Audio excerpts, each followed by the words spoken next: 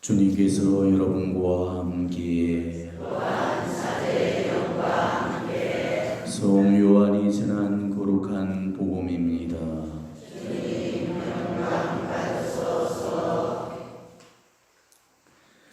그때 예수님께서 말씀하셨다. 내 양들은 내 목소리를 알아듣는다. 나는 그들을 알고 그들은 나를 따른다. 나는 그들에게 영원한 생명을 준다. 그리하여 그들은 영원토록 멸망하지 않을 것이고 또 아무도 그들을 내 손에서 빼앗아가지 못할 것이다. 그들을 나에게 주신 내 아버지께서는 누구보다도 위대하시오. 아무도 그들을 내 아버지의 손에서 빼앗아갈 수 없다. 아버지와 나는 하나다. 주님의 말씀입니다.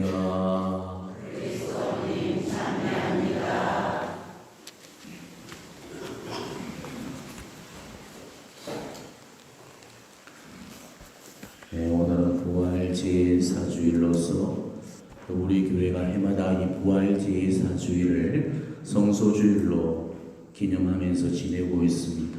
그래서 오늘 우리는 특별히 성소자들을 위해서 기도해야 되는 그런 날입니다. 물론 성소에는 다양하게 존재하겠지만은 오늘은 보편적인 길을 걸어가는 일반 성소자들을 위한 날이 아니고 특별 성소, 하나님의 각별한 부르심에 의해서 사제 성소로, 수도 성소로, 또 선교 사명으로 불륜받은 그런 사람들을 기념하는 그런 날입니다. 그래서 오늘 복음 말씀도 우리 양과 목자의 관계에 대해서 우리에게 말씀을 주고 계시죠. 자, 우리는 성소라는 그 말을 자주 듣습니다.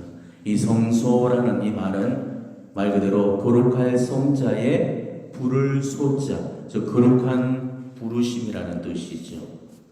이 성소는 우리 그리스도인들이 부여받은 특권입니다. 우리 모두는 지금 하나님께로부터 부르심을 받은 존재들이죠.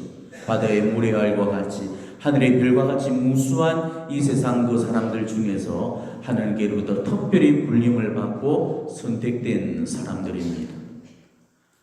하나님은 세상 모든 사람들을 당신께로 부르시고 초대를 하시지만은 그 부르심에 응답하지 않고서는 그 누구도 그리스도인이 되어질 수가 없는 거죠. 우리가 지금 이렇게 가톨릭 신앙을 살고 있는 것도 하나님께서 불러주셨고 우리가 그에 합당하게 응답을 했던 결과이기 때문입니다.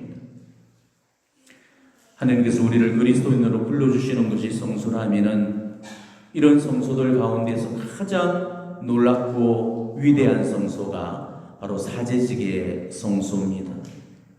사제직의 성소는 그 무엇과도 비할 바 없는 그런 은총이 되는 거죠. 사제는 되고 싶다고 되는 게 절대 아닙니다. 선택의 권한이 사람한테 있는 것이 아니고 하느님한테 있어요. 아무리 내 새끼 신학교 집어넣으려고 해도 그리고 신부 만들려고 해도 길을 써도 안 됩니다. 신부 되겠다고 하는 내 새끼 아무리 신학교에서 빼내려고 해도 안 되는 거죠. 하나님의 부르심이 없이는 절대로 신부가 되어질 수가 없는 것입니다. 왠 줄 압니까? 바로 어머니 뱃속에 배기도 전에 하나님이 내 거라고 침묻혀 놓았기 때문에 그렇습니다. 예레미야가 예언자로 소명을 받았을 때 하나님께서 뭐라고 말씀하셨죠? 모태에서 너를 빚기 전에 나는 너를 알았다. 태중에 나오기도 전에서 내가 너를 성별하였다. 이렇게 말씀하십니다. 그러니까 하나님이 신발라 놓으신 것은 무조건 하느님 겁니다. 하나님은 그 사람이 태어나기 전서부터 그 사람을 창조하기 전서부터 이미 영원으로부터 그 사람에 대한 계획을 가지시고 그 사람에게 이 사제직의 소명을 부여하시는 거죠. 그렇기 때문에 사제계획은 절대 인간의 선택과 결정에 의해서 이루어지는 게 아니라는 것입니다. 그래서 우리 예수님께서도 너희가 나를 선택한 것이 아니고 내가 너희를 선택하였다 이렇게 말씀을 하셨던 것이죠. 저는 이 말씀에 무조건 공감을 합니다. 우리 신부님들이 사제성수의 그 동기를 들어보게 되면은 정말 하나같이 긴 그런 사연들을 다 가지고 있는 경우를 볼 수가 있습니다. 하나님께서는 정말로 기기묘미한 방법으로 한 영혼 한 영혼에게 이 사제성수를 주신다는 것을 깨달을 수가 있죠. 제 사제성수만 봐도 그렇습니다. 정말 하나님의 부르심이 없었다면은 제가 사제가 된다는 것은 꿈도 꾸지 못했던 그런 얘기였을 겁니다. 자주 그런 질문을 받고는 하죠. 왜 신부가 되었냐는 그런 질문에 저는 그런 질문을 받을 때마다 저는 제가 사제가 된 일을 다시금 회상해 보면서 그렇게 추억에 잠겨들곤 합니다. 정말 저의 성소는 기적 같은 얘기가 아닐 수가 없었습니다. 우리 집안은 원래 천주교 집안이 아닙니다. 친가외가가 모두 개신교 집안입니다. 그렇기 때문에 장로, 목사, 권사, 집사가 줄을 선 집안입니다. 천주교 신자라고는 우리 고모집이 유일합니다.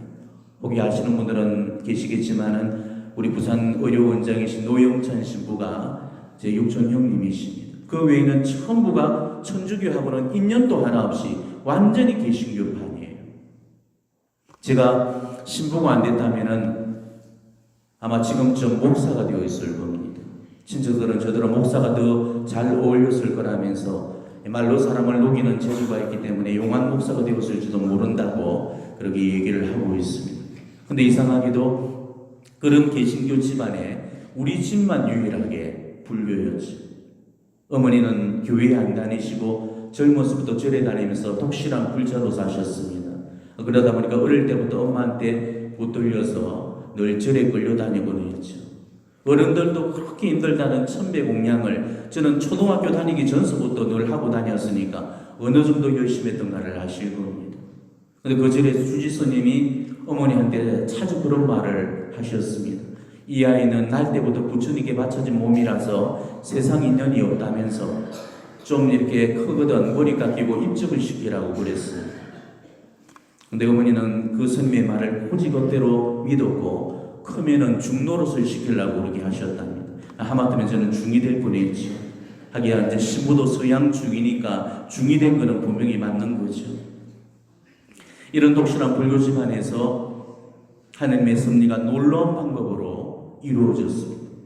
그 당시 제 인생을 통틀어서 가장 놀라운 사건이 두 가지가 일어나게 됩니다. 하나는 제가 가톨릭 신앙으로 입교했던 사건이고 또 하나는 우리 아버지의 폐암 선고였습니다.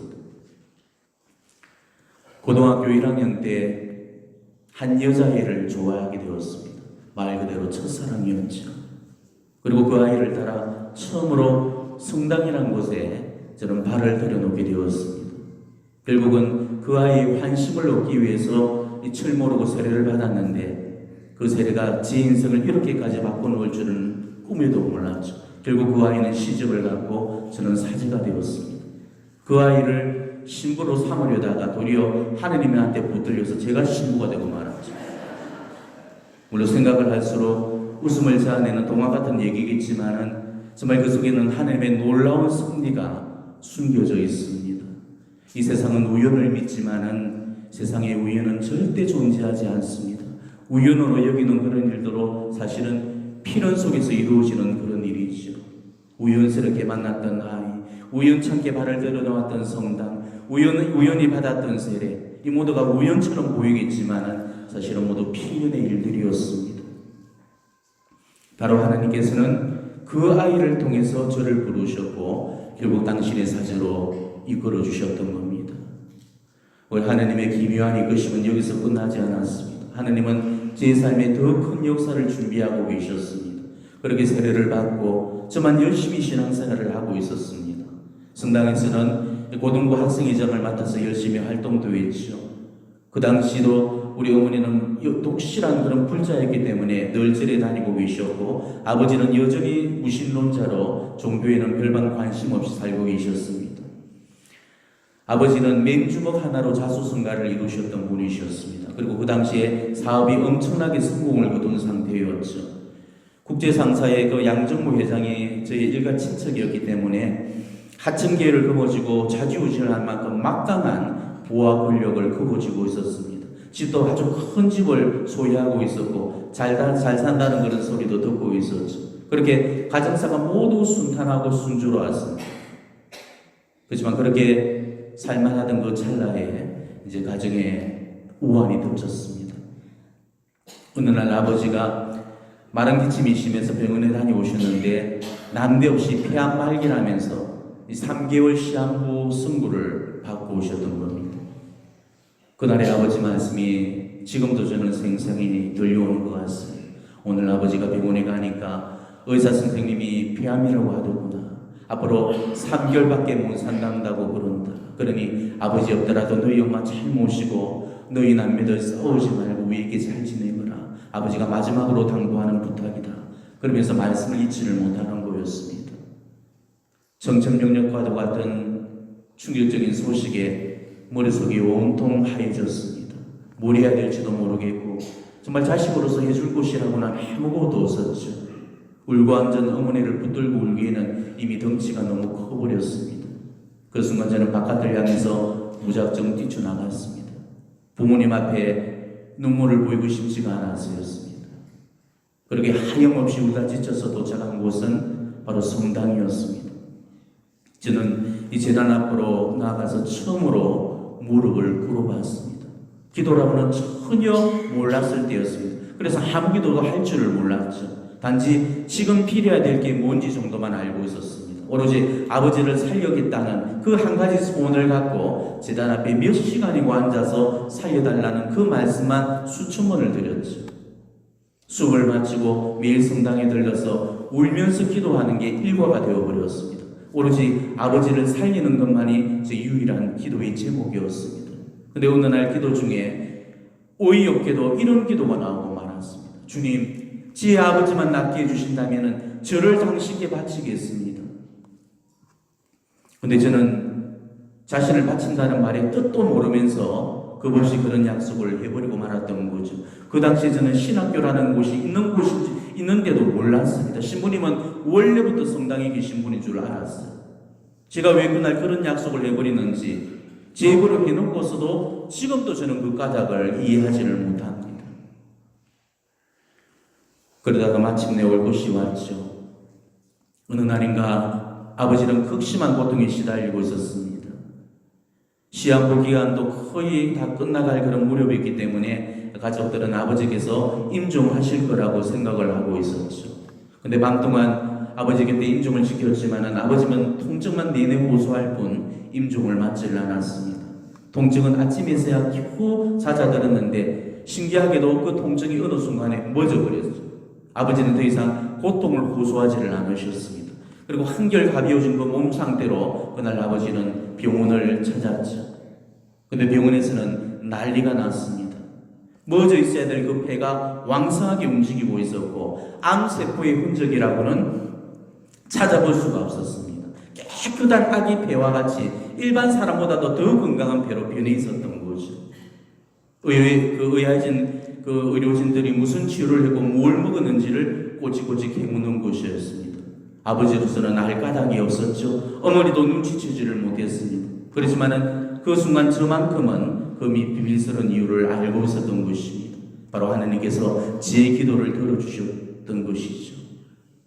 병원을 정신없이 뛰쳐나와서 한 걸음에 성당을 향해 달려갔습니다.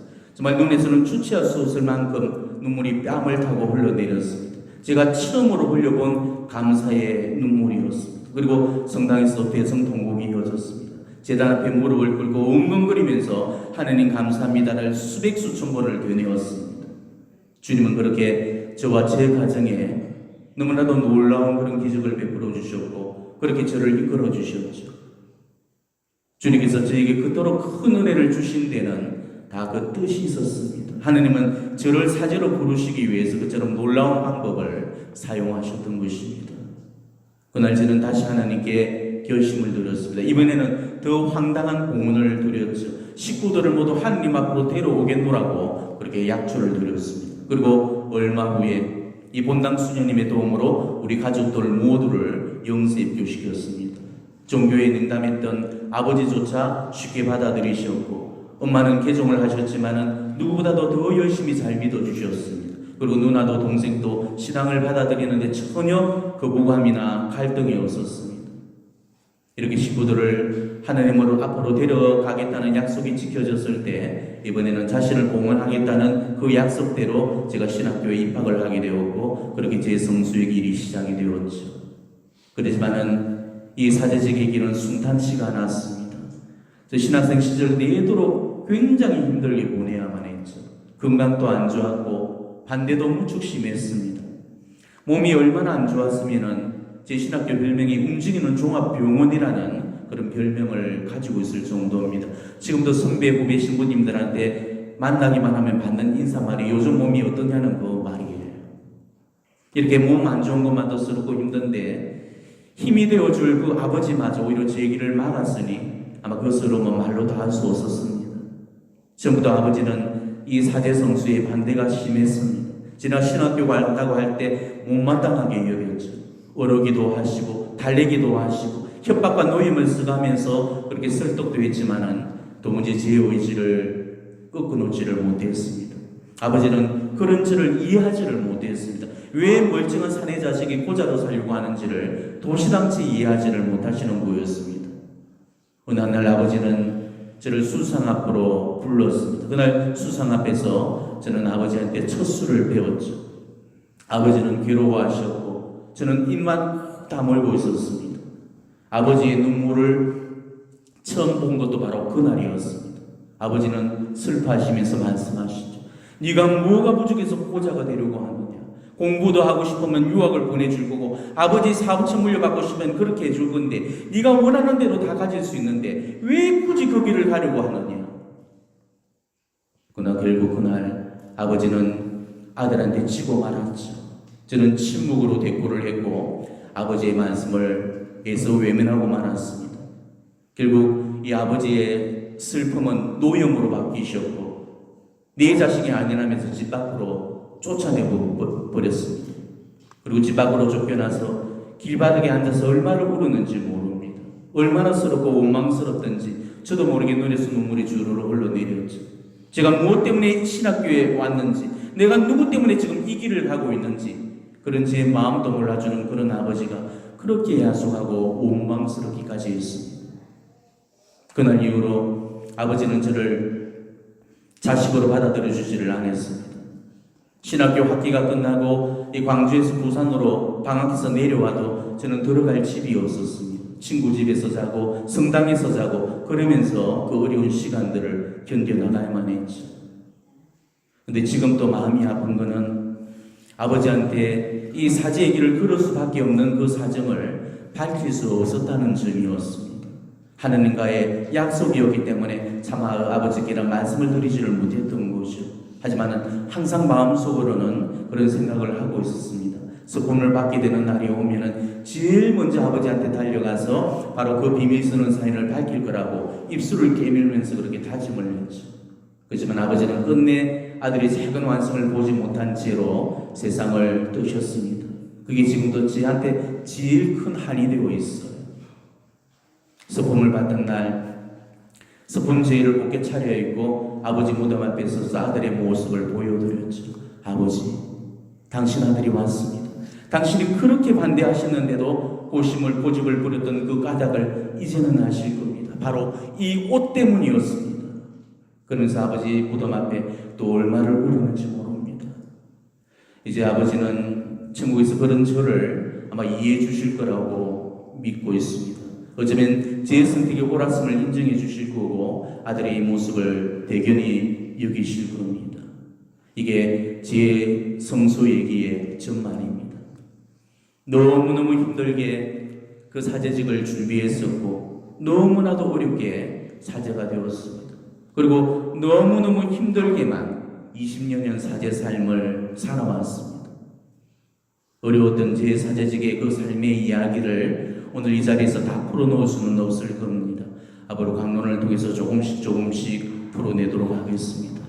그렇지만은 그렇게 힘들고 고달팠던 중에도 어느 한순간도 이 하느님의 손길이 닿지 않은 적이 없었죠. 하느님은 참으로 놀랍고도 기묘한 방법으로 저를 당신께로 이끌어 가셨고 지금 또 그 누구보다도 강력하게 저를 이끌고 계십니다. 제가 사제가 된 이 과정의 얘기를 듣고도 사제직이 하느님의 부르심이 아니라고 우리가 감히 말할 수가 있겠습니까? 사제직은 놀라운 하느님의 부르심입니다. 하느님이 부르시지 않고서는 절대로 이 자리에 있을 수가 없는 거죠. 그렇기 때문에 사제직이 얼마나 거룩하고 성결한 직분인지 우리는 두려운 마음을 가져야 되는 것입니다. 오늘 제 성소 체험을 통해서 이 사제직의 성소가 얼마나 거룩한 소명인가를 깨닫는 그런 기회가 되기를 바랍니다. 우리 하나님의 부르심은 무섭습니다. 아무리 내 새끼 신학교 DB로 넣어도 하나님이 지명하지 않으시면 죽어도 신부가 못 되는 거고, 아무리 내 새끼 신학교에서 빼내겠다고 해도 하나님이 지명하시면 그 새끼는 신부가 되는 거죠. 요나처럼 고래 뱃속에 끼어들어가게 해서라도 당신의 사명을 완수시키는 것, 이게 바로 하나님의 부르심입니다. 성소가 인간의 생각에서 나온 선택이 아니고 하나님의 부르심에서 나온 그 선택이 맞다면 그 사람은 반드시 사제의 길을 가게 되어 있습니다. 가고 싶다고 갈 수 있는 길도 아니고 가기 싫다고 버틸 수 있는 길도 아니죠. 하나님이 작정하시면 이거는 피할 도리가 없는 것입니다. 저처럼 못 가게 막아도 가게 되는 거, 이게 바로 사제의 길이죠. 스스로 보좌의 길을 선택하고 세상에 아무도 안 가는 힘들고 외로운 길을 선택하는 이 사제직이 쉬운 직업이라고 생각한다면 오산입니다. 물론 사제의 삶은 쉽게 살면 이보다 더 쉽고 놀고 먹는 그런 삶이 없고, 어렵게 살면 이보다 더 힘들고 가혹한 삶이 없습니다. 이게 보통의 길인 줄 아십니까? 결혼한 남자들이 하나같이 지금 사제직을 부러워하고 있는데 웃기지 마십시오. 결혼 생활에 옆에 내 하나도 제대로 건사지 못하면서 만인을 상대로 알고는 사제로 제대로 살 수 있다고 생각한다면 그건 오산인 거죠. 여러분이 보는 그 사제의 모습은 환상이 지나지 않습니다. 수단에 제일 곱게 차려있고 폼나게 그 제단에 선 그런 모습만 여러분이 보고 있잖아요. 신자들한테 예우와 존경만 받고 이 호사한 대접만 받는 그런 모습만을 보고 있습니다. 바로 그 모습에 홀려있기 때문에 길을 본 사람들이 자꾸만 사제 생활을 동경하게 되고, 그래서 어떻게든 내 새끼 억지로라도 신학교에 DB로 넣으려고 그러거든요. 사제직은 너무나도 거룩하고 아름다운 그 길이 맞지만 정말 한 인간이 감당하기에는 그 길은 너무나도 버겁고 힘든 길입니다. 그래서 저는 예전에는 제가 차라리 배추를 씻고 리어카를 잡았으면 잡았지 절대 알고서는 이 재단에 오르지 않을 거라고 그런 이야기를 하기도 했습니다. 너무나도 많은 유혹이 있었고 너무나 많은 갈등을 했었고 너무나 많이 고민을 했습니다. 너무나 많이 울었고 너무나 많이 한숨을 지었고 너무나 많이 아팠습니다. 혼자 감당하기에는 너무나도 힘들고 고통스러운 그런 길을 걸었습니다. 하나님 한 분만을 바라보면서 세상 길을 걷는다는 거, 이거 결코 쉬운 일이 아닙니다. 여자와 결혼 생활과 돈과 권력과 명예가 주는 이런 세속적인 그런 환상들에 무수히 마음이 흔들리게 되고 그 길에서 수도 없이 보따리를 싸고 풀어야만 했습니다. 그리고 결국은 그 길을 다 통과해서 서품을 받고 한 사제로서 이 주님 제단 앞에 서게 되는 거죠. 하지만은 그게 완성이면 좋겠지만은 그는 시작에 불과한 것입니다. 신학교 신년 과정 어렵게 보내고 사제가 되면은 그때부터 새롭게 시작되는 것이 이제 사제 수업이죠. 이 사제직은 끝도 없고 완성도 없습니다. 이 사제직의 끝은 이 제의를 차려입고 관숙에 누웠을 때 비로소 완성이 되어지는 겁니다. 그렇기 때문에 사제로 죽을 수 있다는 게 얼마나 어려운 일인지 모르는 거죠. 만일 저더러 20대, 30대를 다시 살아보려면은 솔직히 두 분은 안 살고 싶습니다. 젊음은 너무나도 아찔하고 힘이 들었습니다. 몸이 아픈 것은 차라리 견딜 수 있지만 마음이 아픈 것은 견딜 수가 없었습니다. 너무 아프니까 숨이 안 쉬어지는 겁니다. 지금까지 이 길을 몇 번이나 포기하려고 했는지 모릅니다. 보따리를 싸고 풀기를 무수히 반복을 했습니다. 솔직히 저는 제 새끼가 있다면 이 길 막을 겁니다. 제 아버지가 제게 왜 그랬던 것처럼 저도 아마 그랬을 거예요. 왜 아버지가 그렇게까지 반대하시는지 이제는 처절하게 저는 그 까닭을 알고 있습니다. 결혼은 미친 짓이라고 하는데 사제직이 더 미친 짓입니다. 미쳐야 살지 이거는 맨정신으로는 절대 못 삽니다. 하나님께 미치지 않고서는 살 수 없는 길이고 하나님께 미치지 않고서는 불행할 수밖에 없는 길입니다. 그렇지만은 이 말을 거꾸로 뒤집어 버리면 하나님께 미치면은 이만큼 행복한 길도 없다는 소리가 되죠. 그동안은 제대로 못 미쳐봤기 때문에 괴로워 죽었지만은 지금은 제대로 미치니까 행복해서 죽을 지경입니다. 지금이야 고백하지만은 제가 지금까지 사제로 20평생을 살고 있는 그 힘은 우리 신자들이 바쳐준 그런 기도의 힘이었음을 고백합니다. 제가 바쳐온 기도의 힘으로는 절대로 여기까지 올 수가 없는 겁니다. 사제직은 사제 자신의 기도로만 완성되어지는 게 아닙니다. 사제 자신의 기도와 보이지 않는 기도의 손들이 함께 합쳐져야 됩니다. 그래야 사제가 되어질 수 있고 사제로 살 수가 있는 것이죠. 그런데 여러분이 기도해 주지 않는다면 하나님의 이 귀중한 성소들을 우리 교회는 결국 잃어버리고 말 겁니다. 지금 사제 성소가 줄고 있고 환속 사제들이 늘고 있고 많은 사제들이 지금 타락가세 속의 시루에 휘말려서 위기 속에 살고 있습니다. 우리 한국교회의 미래도 그렇게 밝지가 않죠. 신학교가 부산 신학교가 문을 닫았습니다. 지금 1년에 20분 이상의 그런 새사제가 나는 우리 부산교구가 이제 너댓 명밖에는 나지를 않습니다. 이제 입학생이 너댓 명뿐입니다. 이제 몇 년 안으로 한 명도 나지 않는 그런 해가 이제 가까웠습니다. 지금 구라파 교회는 이보다 훨씬 더 심각하죠. 교회가 폐업 선언을 하고 있습니다. 본당이 사라지는 것이 아니고 교구가 통째로 사라지고 있습니다. 지금 구라파의 젊은 그 사제들의 평균 연령이 70대라고 그러죠. 90이 넘은 그 노사제가 너무나 사목에 힘이 붙여서 교구에 쪼르고 졸라서 보좌 신부 하나 좀 보내달라고 그런 청을 해서 몇 년 만에 보내줬던 그 젊은 신부가 75세랍니다. 사제가 없으니까 그 오랜 성당들이 술집으로 빵집으로 레스토랑으로 팔리고 있고 성당마다 고에서는 빗자루와 쓰레받기를 넣어두는 창고로 변해지고 있습니다. 사제 한 사람이 무려 25군데 본당을 지금 사목을 하는 그런 독일의 어느 곳도 있습니다. 자, 이런 현실을 여러분은 어떻게 생각하십니까? 지금 비단 구라파의 상황이 아닙니다.